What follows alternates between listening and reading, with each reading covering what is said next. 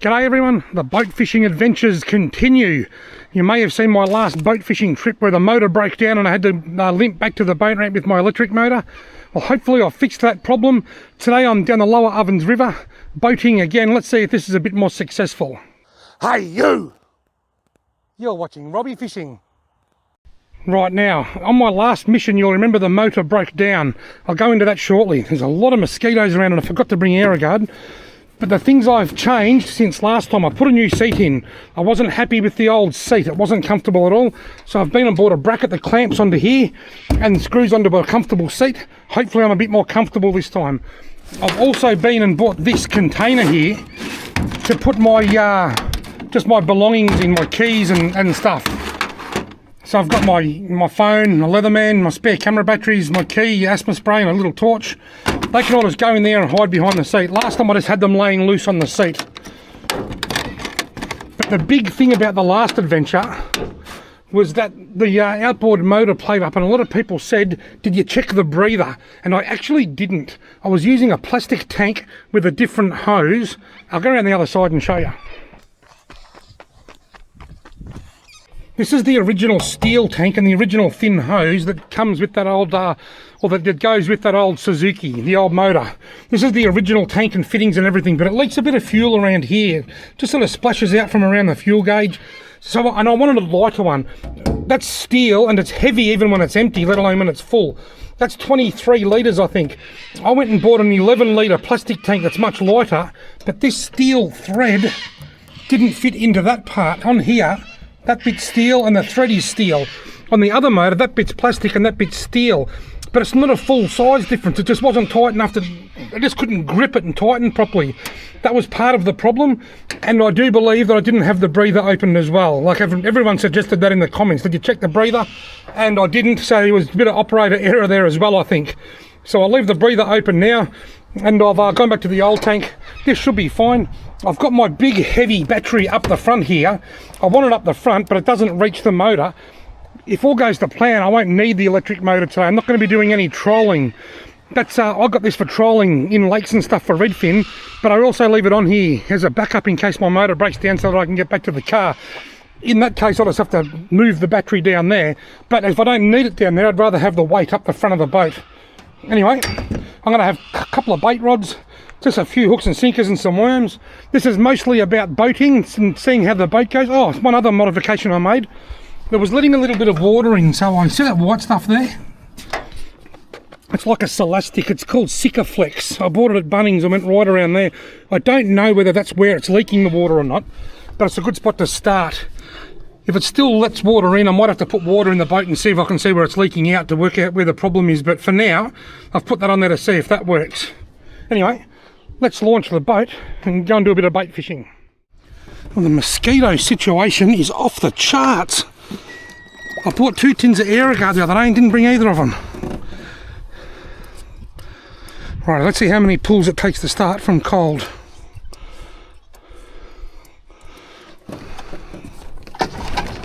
Ooh, 1, 2, 3. Well, we're going in 3 goes. Beauty, that can go up a bit.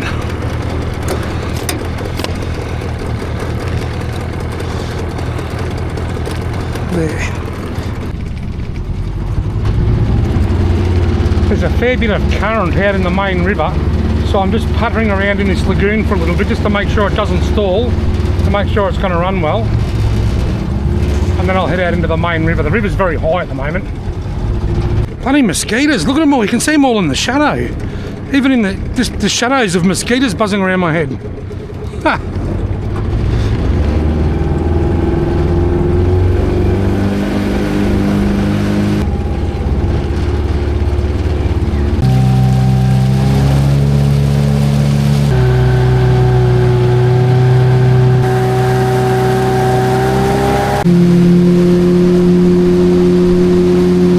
Well, I found a spot to tie up, but I don't like the way I'm tied up. I reckon if that breaks free, the whole boat's going to spin around under that tree. We'll try it and see what happens, eh? What could possibly go wrong? Yeah, because it's closed cod season, I'm not using cheese for bait. I've just got 2 rods, both with Jan Juck worms. I'll get that motor out of the way. I'm just going to sit here and angle for a while. This is more about the boat, this trip, not just like the last trip, more about getting a system in place, making sure everything's running right. But if I can catch a fish while I'm out here, good and well. But I reckon today, these mosquitoes are going to chase me home early because they are horrendous. Watch how far out I cast this. About there, I reckon. All the way out there. Folks, if you're going anywhere near the river at the moment, take Aerogard. I actually bought 2 tins of Aerogard when I was at Coles the other night, and I forgot to bring either of them. Well, so far, all has been successful. My little container here to carry stuff has worked out well. The motor started on I think it was the 3rd pull or something like that, and hasn't stopped since, hasn't missed a beat. It took me probably 10-15 minutes to get up here. Most of it was slow, but I did open it up there at one stage, and it went really well. I'm getting a nibble on I am getting a nibble on the stumpy rod. Something's nibbling on my stumpy rod. So far, all has been good. What's happening with that? Got him. I have 2. I've got him. I've got one. Is it a yellow belly? That's what I'm hoping to catch. I'll catch a fish in fighting like a yellow. I've been here about 2 minutes. Imagine if it's a nice yellow. Christen me bait with a nice yellow, wouldn't that be good? Certainly fighting like a yellow. A bit yellow belly-ish or carpish. Feels too big to be a yellow. It's got to be a big fat carp, doesn't it? I better not lose it. That'd be heartbreak. I've got to fight. It's a yellow. It's got to be a thumping big yellow belly. It's got to be, by the way it's fighting. It's going under the boat. This is cool. I don't know what it is. A bit like a carp, but it feels too heavy to be a yellow belly. It's got to be a carp, but it's not fighting like a carp. It's just pulling straight down, which is usually what yellow belly and cod do. Certainly didn't bite like a cod. Come on, it's got to be getting up soon. This is where patience can come into play. I don't want to get impatient and try and lift it up too soon. If it was a carp, it'd normally be way out there by now. Oh, bloody mozzies. Well, that's taken off a bit now. Seen a swirl. I can see swirls. I can see a little bit of colour then, but I didn't quite see it. My dad's ringing me. I just got a notification on my meta glasses. Please don't be a carp. Although if it is, it doesn't matter. It's still more than I caught last time I took my boat out. Gee whiz, whatever it is going hard. It's a huge carp. It's a carp, and it's a very, very big one. I don't want to put the stinking thing in my boat. I'm glad I brought this landing net with the long handle.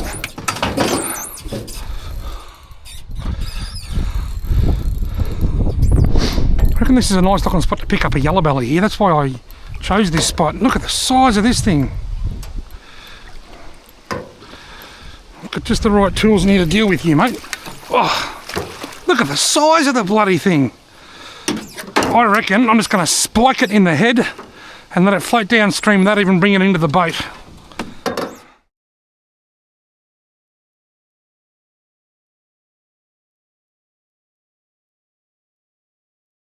Right, well, I'm on the board. I've caught my first fish in my boat. I was hoping it was a yellow belly, but I knew that even if it was a yellow belly, it probably would have been too big and horrible to eat. Unfortunately, I had a feeling this would happen. I've spun around here, so I'm going to have to straighten myself up and try and tie a better knot before I put my line back in. Right, back in position. Better get my lines back in. Righto, what a commotion. Right, put that back in. Now, as I was saying before that carp came along, so far everything's pretty good. The motor started on the 3rd pull and hasn't let me down. It hasn't missed a beat, so winning there, that's the main thing, and that makes me really happy. So the motor's good. My system here for carrying stuff is good. I am still getting a bit of water in the back. I think it's not as much. There's only a real little bit in there. So I think I've slowed the leak down, so still got to do a little bit more work there. I bought this stuff from Bunnings called Sikaflex. My friend Andrea told me about it. It's like It's elastic, but it's in a tube like a toothpaste. Like toothpaste, you just put it on there and smear it around with your finger. I put that on there, so I've still got a little bit of work to do there. I did find, you may remember I mentioned that there was, the steering was really loose. I don't know whether I can show you from here or not. There's a bolt halfway down the shaft there. I have worked out how to tighten it. I've actually got it a little bit too tight now.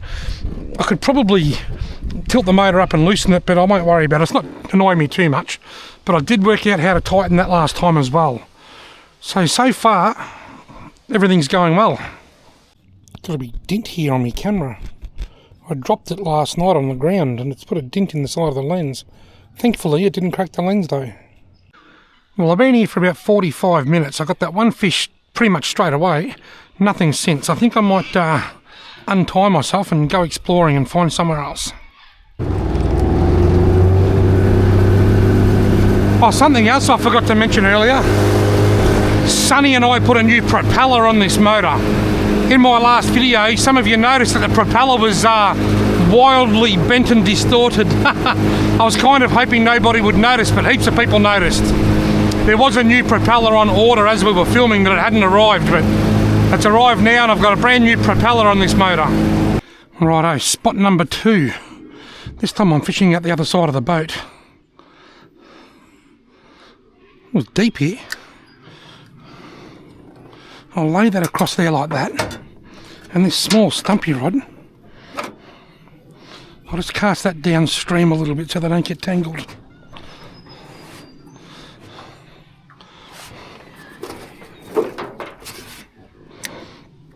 That can probably just go in there anyway. Awesome. This is actually very relaxing. The temperature's about perfect. Not as many mozzies as what there was earlier. I think the wind might be keeping them at bay. Got him! Ooh, oh, big bite on the worms. Oh, he got off. Bugger. Bugger. Took all the worms. That was a nice bite, just straight on. Could have even been a small cod. Could have been a carp. Could have been anything. I know what it isn't. It isn't in the boat. Right, just out there it was. Fishy, come back. Well, whatever it was that picked that up, hit it with a lot of aggression. That big carp I caught before, you can only just faintly see a nibble. This just went bang, straight on. Well, he didn't get hooked. He got all the worms. He was hooked, but he got it off. Hopefully it comes back. Just what I thought I'd see while I was fishing today. A dead cocky just floating down the river.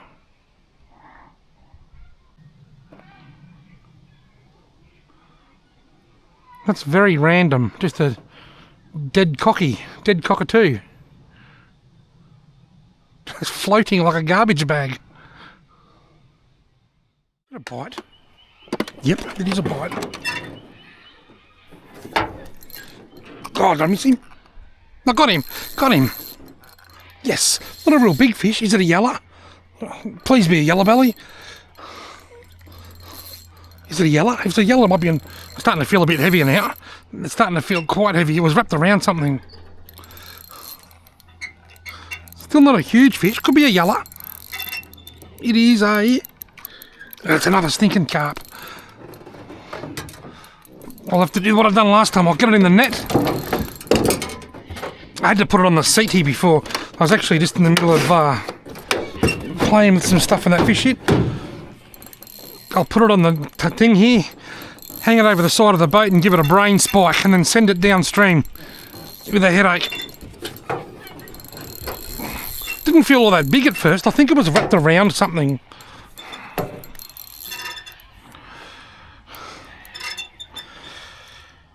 The yellow belly is the target species.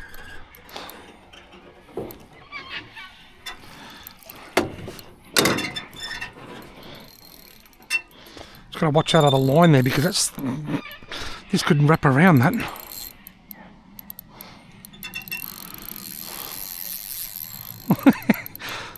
I'm loving these little rod holders in the middle seat of this boat. I think that they are just terrific. When I first bought this boat second hand, I thought I'll never use them. And it turns out I absolutely love them. Perfect for these little stumpy rods. Good when I'm trawling at Lake William Hovell as well, if I want to have a second trawling rod in. Oh no, either that's tangled around that line or that one's got a bite as well. One or the other. I reckon that's got a bite as well. And we're at the same fish. I've got a double hook up, I'm pretty sure. Have I got a double hook up or am I just tangled? Oh, what's going on here? I think I've got the same fish. It's tangled in both lines. Ah. Well, that kind of sucks. It looks like I've got a double hook up. That's all happening. Oh, I'm in a hell of a mess here. What a commotion.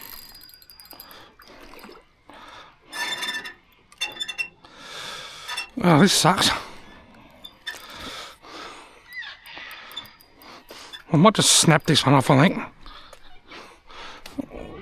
Hopefully I'll get the hook back when I get the fish out, but I'd actually prefer to have a paternoster rig on there than a running sinker rig. That's why I chose to snap that one. Plus, this is the one that's actually got the fish hooked. Big. There's a stick scraping on the side of this boat and it's annoying me. So hurry up and get in the net, carp. That is so big. So fat. Look at the size of it. Oh, that's got to be 12 or 13 pound, that fish. Gee whiz. I'm going to bring this disgusting thing into the boat, I suppose. Whoa, that is huge. Oh, that is shitting me to tears. That one. That one then. That's nice and quiet. Look at the size of that.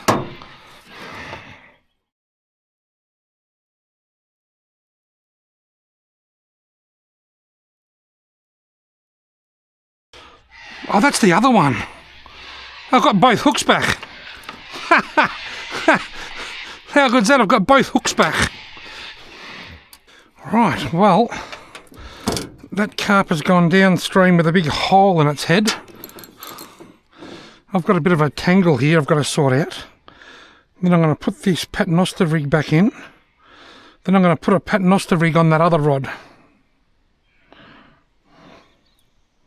Right, there we go, that goes down there. Right, this has still got one worm in it. I'll just put one fresh worm on there with it. Gee, I've got two carp and they've both been enormous. And they've given me a lot of curry. Righto, mate, you can, you just go back out there, stumpy rod, and I'm going to completely re-rig the running sinker rod with a paternoster rig. One thing that I'm going to have to bring next time is some kind of a sponge so that I can wipe off all this carpy slime off this middle seat. I can hang them over the edge of the boat to kill them, but I've sort of got to get them in here to unhook them and deal with them. And that's disgusting. I don't know how this will show up on the camera, or if it'll show up on the camera, but I'll show you how I tie a paternoster rig. A paternoster rig is a rig with the sinker at the bottom and then a loop up the line with the hook suspended off the bottom. So the very first thing I want to do is tie a sinker on the bottom. I'll just tie any kind of knot, just thread the sinker on. I think my dad calls this a half-hitched lard head knot, but that's okay, it works. And I'll bite the tail off the line like you probably shouldn't do. The dentist might not like that. Right, so there I have. There's my line. You can just see it's just the line goes all the way to the end to a sinker. Now I'll pull a bit of line out, so I've got a bit of line to work with.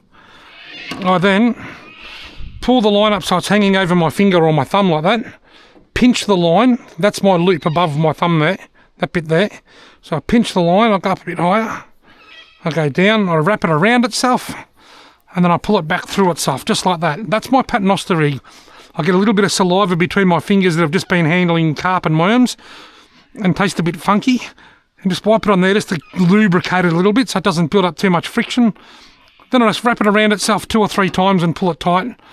And that just, if you only do one, it'll slip undone. You need to do at least 2 or 3 loops. Basically just going around itself and back through, and that's it. And that's, where's my hook? I had a hook, so there it is. And that's the loop. Now to put the hook on, you just pinch the end of the loop. You don't actually have to tie the hook on. This is one of the good things about a paternoster rig. You just pinch the end, you poke it through the eye, and then you loop the eye over the point of the hook and pull it tight, and that just hangs there. That can't come off. But you can take it off and put a smaller or bigger hook on if you want to. That's how I tie a paternoster rig. If you're not comfortable tying knots, you can tie a swivel in there and tie a dropper off the side of the swivel. And you can have two. You can use two in freshwater Victoria. You can have two hooks. I normally just have one. But that's how I tie a paternoster rig. Anyway, let's get some fresh worms on and get it back in and wait for the next fish, because that's going to be a yellow belly. Just something that I thought I'd mention while I'm rigging up my worms.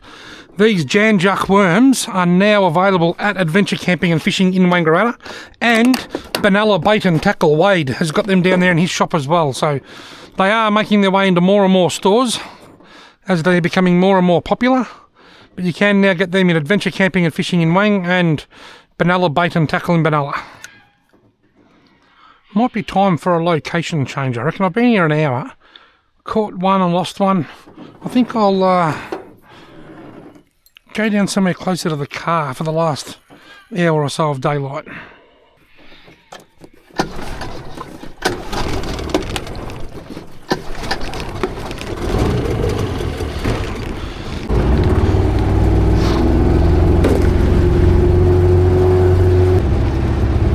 The sun's getting pretty low in the sky. I reckon I've got about 30 or 40 minutes left. I wouldn't mind just fishing here if I've got somewhere to tie up. This is where I want to fish, but there's absolutely nothing to tie up to.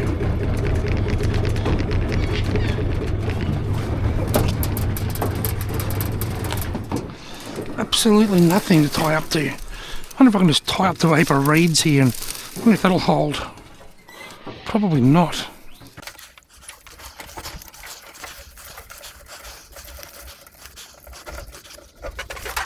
I don't know whether or not that's going to work, but I'll try it. I'm tied up to a tussock.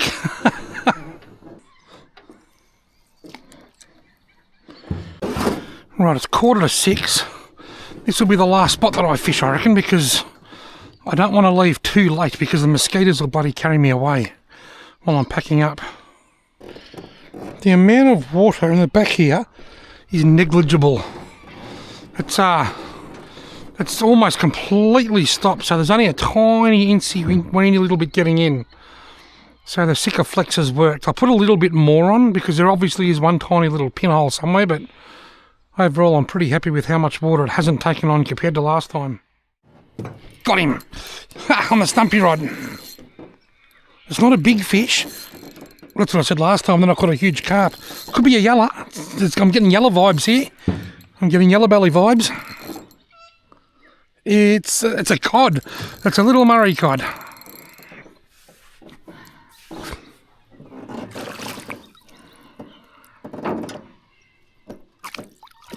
Come on, mate. I'll unhook you and just throw you straight back in. I'll see if I can get a photo with me Meta glasses. Hey, Meta. Take a photo.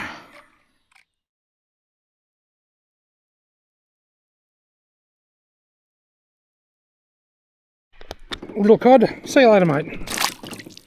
Gone. Right, well, I put one fresh worm on to complement the old one.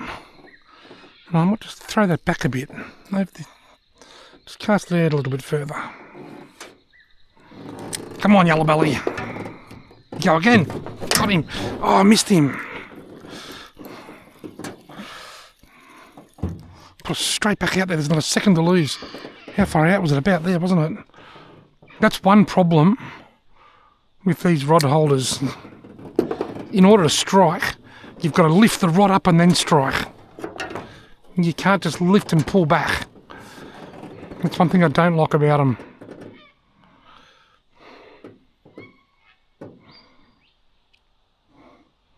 What I do like is the fact that the fish can't just take off with my fishing rod. I have had such an awesome afternoon here today. This motor has not let me down at all. It's just purred like a cat.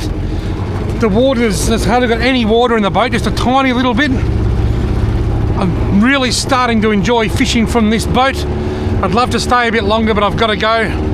Folks, I hope you've enjoyed my boating and fishing adventure this afternoon.